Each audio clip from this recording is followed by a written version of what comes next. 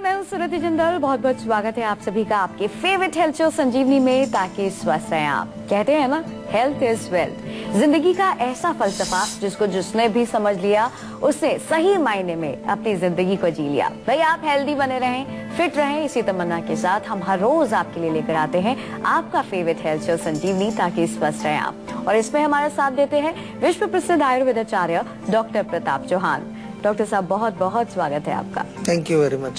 संजीवनी में आज हम बात करेंगे तुलसी की, जानेंगे तुलसी की ढेर सारी खूबियों के बारे में। सांस्कृतिक महत्व के साथ साथ तुलसी के बारे में कहते हैं कि ये महज एक पौधा नहीं बल्कि एक बेहतरीन आयुर्वेदिक औषधि है जो कई सारी बीमारियों का इलाज भी है। आइए डॉक्टर चौहान से जानते हैं क्या है तुलसी की ढेर सारी खूबियाँ, क्या है इसके औषधीय गुण और किन किन रोगों में लाभकारी साबित होती है तुलसी। साथ ही साथ संजीवनी टिप्स में जानेंगे शंख पुष्पी के ढेर सारे फायदे। तो आइए सबसे पहले जान लेते हैं क्या है तुलसी की ढेर सारी खूबियाँ और क्या है इसके औषधि। टिप्स में जानेंगे शंख पुष्पी के ढेर सारे फायदे। तो आइए सबसे पहले जान लेते हैं क्या है तुलसी की ढेर सारी खूबियाँ और क्या है इसके औषधीय गुण।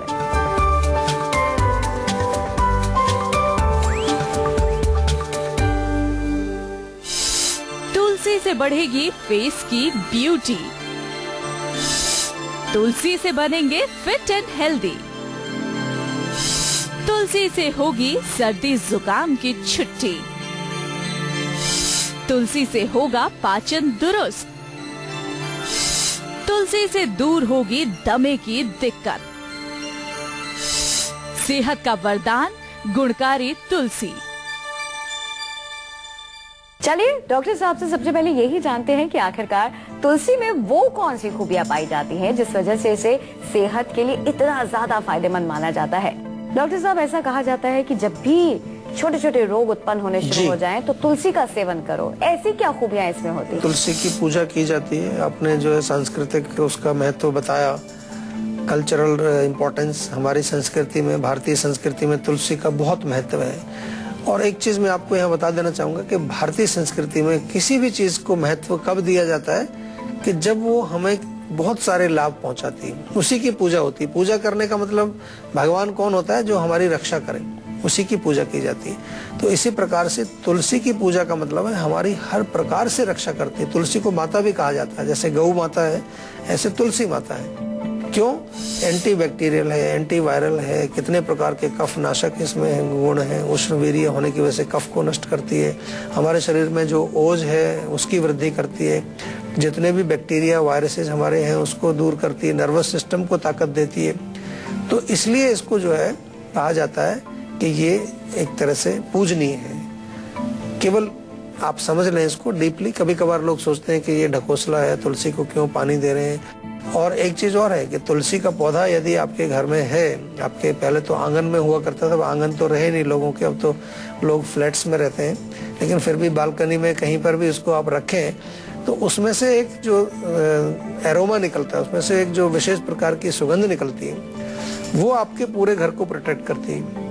बैक्टीरिया वायरसेस को अंदर नहीं आने देती और आपके बच्चों को प्रोटेक्ट करती है। ऐसा मॉडर्न साइंस में भी ऐसा पता लगाया कि जो इसका एरोमा है, जो इसकी खुशबू है, वो हमारे शरीर को रक्षा करता है, हमारे शरीर को रोगों से बचाता है। तो बहुत सारे गुण हैं, तभी उसकी पूजा की जाती है, तभी उसको इतना महत्व दिया जाता है। वल्लभगढ़ से पीयूष जुड़ गए हैं, स्वागत है आपका, अपना सवाल करें। नमस्कार।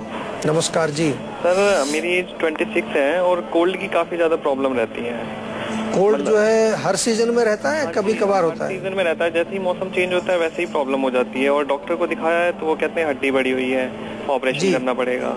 देखिए, बिल्कुल बड़ी होगी हड्डी जो डॉक्टर ने कहा है तो, लेकिन हम उसको बताते हैं कि वो हड्डी है या क्या चीज है। हम लोग ये मानते हैं कि कफ बनता है आपके बॉडी में, ज्यादा कफ का प्रकोप है। कफ का स्थान हमारा जो है छाती और इसके ऊपर के हिस्से में कफ मुख्य रूप से विद्यमान रहता है, प्रेजेंट रहता है। और जब जब कफ का प्रकोप होगा ड्यू टू रॉन्ग फूड और रॉन्ग लाइफस्टाइल, वो सबसे पहले यहीं पर प्रकोप होगा। वो किसी न किसी वीक जगह को पकड़ेगा और वहीं पर अटैक करके बीमारी करेगा। आपके केस में उसने नाक को पकड़ा हुआ है और नाक आपकी बंद रहती है, वहां से छींकें आएंगी, कोल्ड हो जाएगा, गला भी खराब हो जाएगा। सीतोपलादी चूर्ण का सेवन करिए नियमित रूप से। सीतोपलादी चूर्ण 1-1 चम्मच सुबह शाम गुनगुने पानी से या शहद में मिला के। नंबर 1 महीना इसको सेवन करने के पश्चात हमें जरूर सूचना दें कि क्या आपको हुआ। ये पूरा इलाज नहीं है, ये तो अभी आपको हमने शुरुआत की है। दूसरी चीज, कफ वर्धक भोजन नहीं खाएंगे आप। मीठी चीजें, मिठाइयाँ, खास तौर से जो बहुत स्वीट चीजें होती हैं, आजकल हमारे भारत में तो खैर मिठाइयों का बहुत भंडार है। जलेबी है, रसगुल्ला है, गुलाब जामुन है, जितना भी शुगरी जो फूड है।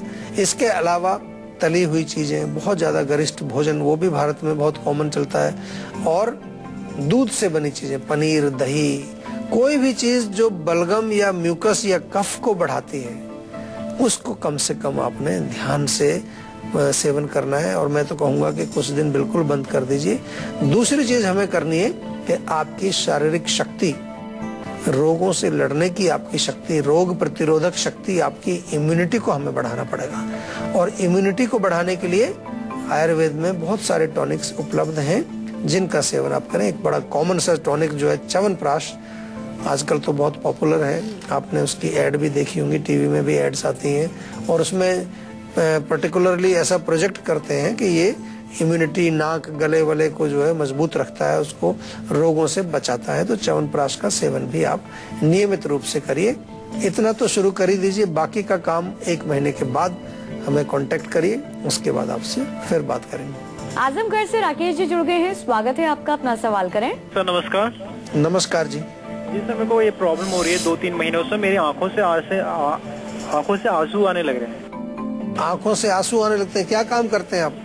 जी अभी तो ऐसे ही कुछ नहीं, बेलदारी करते हैं। अच्छा, तो आंखों से आंसू आने का कारण ये है कि आंखों में किसी चीज का संपर्क जब होता है, बाहर धूल मिट्टी, जैसे कि आप बाहर काम करते हैं तो धूल मिट्टी है, या तेज धूप अगर है, बहुत गर्मी है अगर, उससे भी हो सकता है। तो पहला निवेदन मेरा ये है कि सुबह जब आप सो के उठते हैं तो पानी के छींटे मारिए अच्छी तरह से। दिन में भी 2-3 बार अच्छी तरह से पानी के छींटे मारिए। गुलाब जल जरूर डालिए आंखों में, 2 बार दिन में आंखों में गुलाब जल डालिए, ड्रॉपर से लेकर के, और 2-3 ड्रॉप इसमें, 2-3 ड्रॉप उस दूसरी आंख में।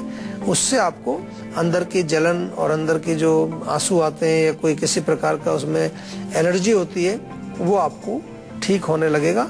और इसके बाद भी कोई समस्या रहती है तो हमारे नंबर पे फोन करके डॉक्टर से बात करके औषधि उसकी जरूर मंगाइए। आज हम बात कर रहे हैं तुलसी की। कहते हैं कि तुलसी अपने औषधीय गुणों की वजह से सेहत के लिए वरदान मानी जाती है। ऐसे में तुलसी से किन किन रोगों का इलाज संभव है, आइए जानते हैं। डॉक्टर साहब, कौन कौन सी ऐसी बीमारियां हैं जिन्हें हम दूर कर सकते हैं? देखिए, मुख्य रूप से कफ की जो बीमारियां हैं, नजला, जुकाम, खांसी, दमा, बलगम, बुखार, ये सब जो है तुलसी के प्रयोग से आप ठीक कर सकते हैं। वात का समन भी करती है। आपको कहीं पर जो है बहुत ज्यादा जो है खुश्की हो रखी है तो उसके लिए भी कई बार इसके काढ़े वगैरह बना करके देते हैं अंदर, खास तौर से अगर बलगम सूखा हो। और अपने नर्वस सिस्टम, क्योंकि वात हमारे वात नाड़ी संस्थान से जुड़ा हो, तो मेमोरी का लॉस हो, नर्वस सिस्टम में कमजोरी हो, उसका भी प्रयोग करते हैं। सबसे बड़ी चीज ये है कि कोलेस्ट्रॉल को भी कम करती है, आपकी इम्यूनिटी को भी बढ़ाती है, साथ ही साथ जो है हमारे शरीर के जो छोटे छोटे चैनल्स हैं, स्रोतस हैं, उनकी शुद्धि भी करती है। एक तरह से देखा जाए तो तुलसी को बच्चों के लिए भी एकदम बेस्ट और सेफेस्ट हर्ब माना गया है। चलिए डॉक्टर साहब से जानते हैं कि बच्चों के लिए तुलसी किस तरह से फायदेमंद है। डॉक्टर साहब, बच्चों की बात करें, आए दिन कोई ना कोई रोग उन्हें लगता रहता है और आप तो जानते ही बच्चे कितना मिट्टी में खेलते हैं। जी। ऐसे में तुलसी उनके लिए कैसे फायदेमंद? देखिए, बच्चों की जो उम्र है, हमारे यहाँ आयुर्वेद में जो पूरे जीवन को 3 हिस्सों में बांटा है। बचपन जो है वो कफ प्रधान है, कफ के रोग ज्यादा होते हैं बच्चों में, आपको देखा होगा। युवावस्था जो है पित्त प्रधान है, और वृद्धावस्था जो है वो वात प्रधान है। तो क्योंकि बच्चों का जो एज है वो कफ प्रधान है, तो उनमें कफ के रोग ज्यादा होते हैं। और हमने जिक्र किया कि तुलसी जो है वो कफ को नष्ट करने में अच्छी औषधि है, तो इसलिए बच्चों के लिए तो एक वरदान ही हो गया वो।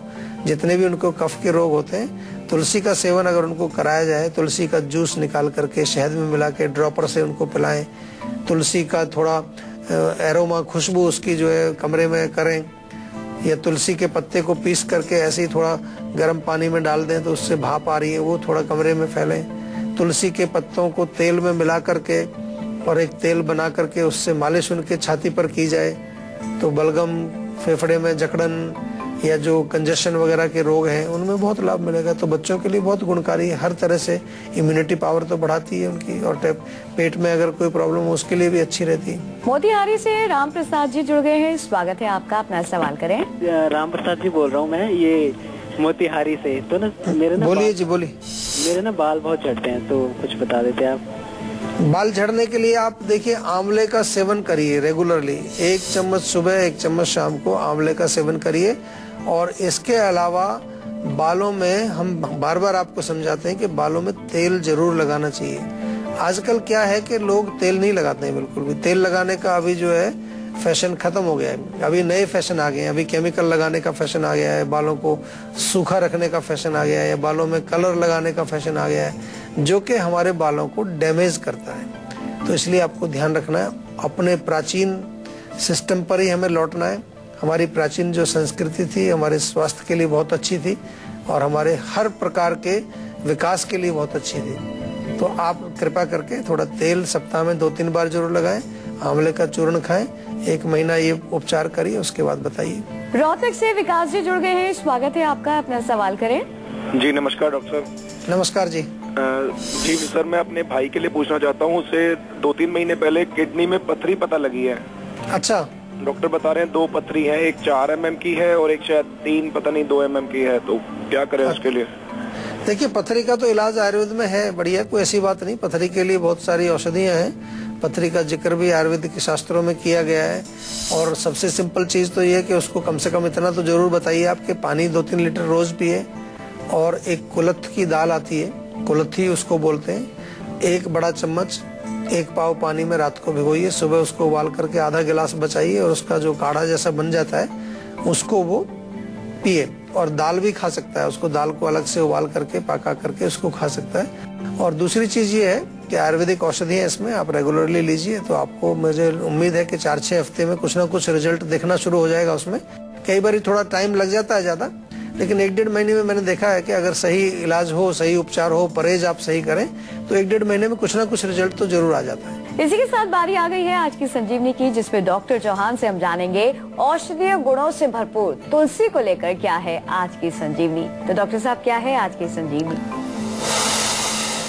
देखिए तुलसी का प्रयोग खांसी जुकाम में तो आमतौर से होता ही है। तो 3-4 तुलसी के पत्ते, थोड़ा अदरक, काली मिर्च, लौंग उबाल करके आप किसी को भी दे दीजिए, खांसी जुकाम हो तुरंत लाभ करती है। तुलसी के पत्तों के रस निकाल के अगर शहद में मिला के दिया जाए तो पथरी को भी ठीक करती है।